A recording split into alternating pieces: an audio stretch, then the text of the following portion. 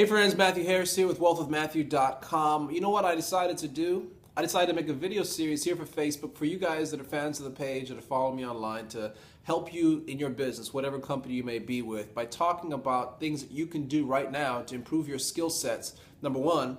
Number two, to be able to make more money. And number three, to create more leverage inside of your business. And so that's what this video series is about. I don't know how long it's going to go for. I don't even know how long I'm going to train for right now. What I do know is I'm going to try and give you some specifics that you can use. Listen, motivation and energy and all those things are very, very important. And being fired up about your opportunity, I'm assuming that you are, all right? But I don't want to spend time so much on the excitement part or the energy part. I want to spend time on the specifics of what it is that you have to do. Because if you just get excited about your opportunity, if you just get fired up, but you don't know what to do, then you're not going to make any money. You're not going to have any success in your business. And so the fundamentals of this business really comes down to two things. We share the products that we use, whatever your companies are, if it's a service or if it's a physical product, whatever it is, if it's information, whatever.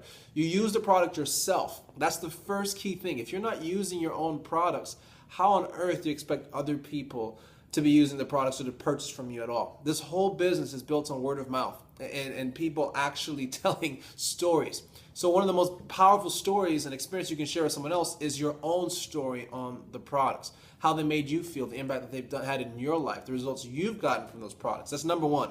Number two then is we share an opportunity with other people to go off there and make an income. That's really it. The entire business is we get customers and we go off and find other distributors for the company's products, all right? Now, if you really want to get technical, there's probably a third step, which is we teach those people how to do the same thing, which is to go off and get customers and get distributors, right? But that's our entire business model. If you're doing anything else in your business right now, you're probably not making a whole lot of money from those activities. Because all we focus on at the end of the day is income producing activities. I've seen so many people get excited about their opportunity, start to see some results, and then they take their eye off the ball. They don't enroll new people. Yesterday, I enrolled 2 new people in my business. Last night. One of them is in Taiwan. The other one is over here in the United States. It's amazing to build a global business. Now, I'm in the trenches right now wanting to get promoted in my business, wanting to show my team an example, and I'm not spending all the day talking to my team. Okay, hey, what do you guys have going on? How many people have you talked to? I'm out there personally enrolling people, trying to set an example for my team. Because if I'm going to be a leader, and if you're going to be a leader, let's be honest, people do what we do, they don't do what we say. So we have to set an example. And if we're not setting the right example, then our team is not going to get the results. They're not going to produce the success that they want, and you're not going to have the time freedom and the money freedom that you're looking for. All right? So focus on the fundamentals. 2 things: get customers, get new distributors in your business. That's the income producing activity. So in this video, let's go a little deeper into the actual process of getting a new distributor on board. Here's some do's and don'ts. First and foremost, when you're talking to somebody about your business, you should not be thinking about selling them on the opportunity. Oh, I need to convince this person. I need to get this person to see the opportunity. Let me answer all their questions and come up with all these rebuttals to all their objections. Your goal when you're talking to somebody is not to sell them. This is a really, really important lesson. So when you're picking up the phone and calling somebody, you're not calling them to pitch them over the phone. You're calling them to see if their mind is open to finding out more about an opportunity or more about the product. That's it. If you're selling somebody, you're working way too hard, and this is the wrong business for you. You're going to suffer in this business. This is about sifting and sorting. I want you to think about a deck of cards. I have some cards somewhere. I should have brought them before I started taping. But anyway, in a deck of cards, there's just a handful of aces. In a deck of 52 cards, you have like 4 aces in the whole deck, right? So if you think about building your business as if you're sorting through those deck of cards. Let's say you're just shuffling cards and you're trying to find those 4 aces. Well, if you find a jack or any other card and it's not an ace, let me ask you this. Would you sit there and say, oh, no, this doesn't work, or try and erase that card and try and write in and try and make it be that ace? And that's not what we do. We just say, okay, it's not an ace. Let me keep flipping cards. I'll go to the next one, right? But so many of us, when we come to prospecting, that's what we try to do with our prospects. We call somebody up and we ask them a qualifying question. Hey, listen, I'm in the process of expanding a new business, and I was thinking of someone who might be open to second stream of income. I thought of you. I didn't even know if you'd be open to that idea or not, but I'll get you more information. If you like it, cool. If not, no big deal. We say that, right? And that's what I say normally when I talk to a prospect, by the way. But we say that to them, and then when they say, no, I'm not interested, then we go back and try and convince them that they should be interested. See, that's what an amateur does. Oh, no, but just the other day you were talking about how you had, your kids are getting ready for school and all this kind of stuff, and oh yeah, well I'm not really interested in those in doing anything extra, blah blah blah. And this person now shows themselves that they're a suspect, not a prospect. See, if you're spending more time with actual suspects than you are with real prospects, the difference is someone who's really interested in your business, an ace, in other words. Instead of trying to convert suspects into being prospects, you'll save yourself so much more pain and so much more time. So your first goal when you're talking to somebody is to sort through them, to find if they're maybe an ace, someone who might be interested in your opportunity or in your products. That's it. You're not trying to make a sale. You're not trying to get them signed up on the spot. What you're trying to do is move them through this process to help figure out who they are, which if they're going to be someone who joins your business, someone who joins as a customer, someone who doesn't join at all, maybe gives you a referral, okay? So that takes the pressure off of you. Now you're not calling to pitch your friends. You're just sorting through them. Does that make sense? So now we've got the concept of sorting down a little bit more. Let's go a little bit deeper into what to say, and I kind of gave you that already. But these are the words that I say, and I learned this from a guy who made over $40 million inside of network marketing. Someone who's made that kind of money, you figure they've figured out a few things, right? So I was struggling in the business, and what I did is I work out every couple of days, and I take the audio of what I heard him say, and I put that on my phone. And while I'm working out, that's all I listened to. I didn't listen to music while I was working out. I know it sounds strange, listen to another man's voice while you're lifting weights, but that's what I did because I needed to get this stuff. I needed to be comfortable talking to people because I was scared out of my mind. And so I rehearsed these words. I've rehearsed so many times that now it's second nature to me. And here's the words that I use. If I'm talking to a contact of mine, or I'm contacting someone on Facebook, whether I'm on the phone with them, I say, listen, I'm in the process of expanding a business right now, and I'm looking for a go-getter type, someone who wouldn't be opposed to making a couple extra $1,000s a month. Do you know someone like that?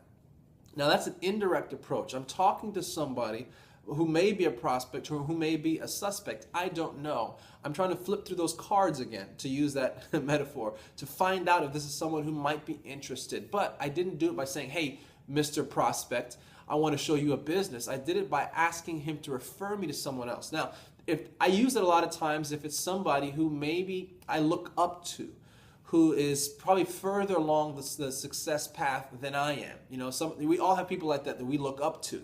So if I were to call him and try and pitch him, that he's looking down on me because I'm not as successful as he is. Remember, people are judging the opportunity based on the person who's showing it to them. So keep that in mind. There's really three types of people when you're going to be prospecting. People that you look up to, they may be more successful than you are, more established than you are. The people that are on the same level as you, all right, that are probably, you maybe went to the same schools, you maybe have the same level of income, maybe your same level of career, maybe same age, things like that. People that are your close circle of friends, and then people that look up to you, all right? Those three types of people. You talk differently to people based on which level they're at, all right? So you have to keep that in mind. And so the indirect approach is a lot of times what I use is someone who's more successful than me, or someone that I look up to, all right? They don't have to be more successful than me for me to look up to them, by the way. But you know what those kinds of people are in your life. So do this right now. Think about the people that you've been talking to, and think about which category they fall in. Are they someone you look up to? Are they someone that's on your level, or someone that looks up to you? All right, and think about the way that you can approach them with that, the indirect approach. I'll give you the words again. Here's what it is, all right? Ring, ring, ring. Hey, Mr. Prospect. Hey, listen, I'm in the process of expanding a business in the area right now, and I'm looking for a go-getter type, someone who wouldn't be opposed to making a couple extra grand a month. Do you know anyone like that? That's it, guys. Now, they're going to say, yes, I know someone like that, and they'll refer you. They'll say, yeah, it sounds kind of interesting. What is that about? I might be interested, all right? Or they'll say, no, I don't know anyone. Either way, you've got a chance to feel them out, all right? And if they say, no, I don't know anyone, listen, then don't make it weird. Don't make it like, oh, come on, think. Tell me who you can. No, just okay, perfect. Listen, it was just a random thought, shot in the dark, really, and then change the conversation, go to something else. All right, you can bring it back around later on down the road, but not right then on the spot. You don't have to make it strange. All right. Now, there's another approach I use, which is the direct approach, and I really like this. So I use this one the most, actually. And this is when I call someone up and specifically tell them that I'm thinking about working with them. But I'm doing it in a very powerful way. And the words that I'm using, just so you know, these are the same words that I learned from my mentor who's making $40 million in his network marketing career. So I didn't change the words. I found this out early on in my career, that if you find someone who has what you want, Do what they do, you'll get what they got. And in this business, this is even more true because it's so much about copying success. Success leaves clues. So you don't have to go out there and reinvent the wheel. So when I finally got that into my thick skull, things started to happen, all right? And these are the words that I consistently use when I'm out prospecting people for my business. Now, this is the direct approach. Here's what I say. I say, hey, listen, this is Shot in the Dark question. I'm expanding my business in the area, and I was talking to my wife. And this is what happens, guys. I'm telling the truth. I was talking to my wife, and I was asking, who do you know who's really sharp, who might be open to making a secondary income or significant income this year? And she suggested you. I noticed I put it on my wife. If it's someone that I know, then I'll kind of put it on my wife. My wife suggested you. Or I'll sometimes say, I was thinking about who I know who might be looking to make I was talking to a top executive for a company that's expanding in the area right now, and he asked me, who do I know who's looking to make a significant income this year? And I thought of you. I don't even know if you'd be open to the idea or not, but let me get you more information. If you like it, cool. If not, no big deal. Guys, those words, I was talking to a top executive for a company that's expanding in the area. He asked me if I knew anyone who's looking to make a significant income this year, and I thought of you. I don't even know if you'd be open to that idea or not, but let me get you more information. If you like it, cool. If not, no big deal. And then I get them to a tool. All right.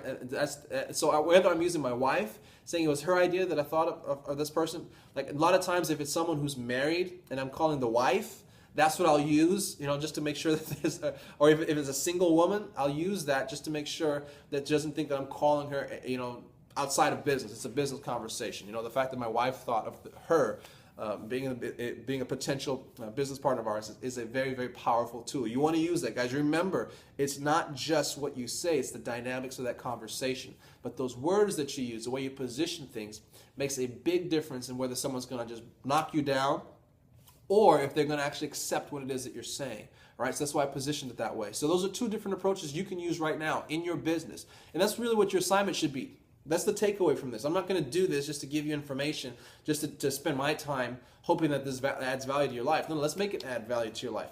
Use these words. Watch this over and over and over again. Write the words down, and then start calling the first 10, 15 people on your list and start using those approaches with them. And I'd love to hear back from you about the responses that you're getting. But I have this feeling that just like me, when you practice the language of this business and make it second nature, just like when your favorite song comes on the radio, you already sing the song. You already know the words. You get right into it right away. You don't have to think. Right? It's not something scary to you. That's what prospecting and recruiting can become for you because you practice it, just like anything else that you're good at in life. Most people in network marketing will never, ever practice the skills. But the skills are so basic because all we do is get customers and get new distributors and teach people how to do the same thing. My friend, when you've mastered that thing, it's amazing what can happen in your life. And so hopefully that's added value to you. I know it'll add value if you actually take action on it. So that's my challenge to you. Not just to dream, my friend, but to find a way. I'll see you guys in the next video. Take care.